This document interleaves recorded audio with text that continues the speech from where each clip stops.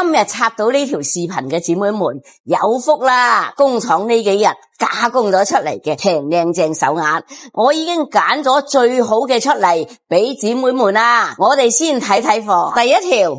情底黃翡手鐲，黃翡喺市場上係好少出現嘅，所以黃翡手鐲先係可遇不可求。呢一條係紫羅蘭手鐲，滿圈都係濃郁嘅紫色，一般有底色嘅底裝都比較粗，但係呢條唔粗，證明種老玉細。仲有呢條係白底青手鐲，雖然底裝唔係純白，勝在顏色濃郁，底裝膠潤，一睇就知種老玉細。嗱，呢一條咧就係飄花手鐲啦，圈口係細咗，但係種水同飄花融合得都好自然，已經泛起熒光啦。你哋揀飄花要揀呢種啊。最後一條係春彩手鐲，顯富貴嘅條形，有紫有綠，一身富裕，紫綠交融得好自然，整體就好似紫羅蘭花園咁，自己做貨加工出嚟嘅，價錢肯定唔會有幾貴，所以話你哋中意嘅可以留個圈口俾漣漪。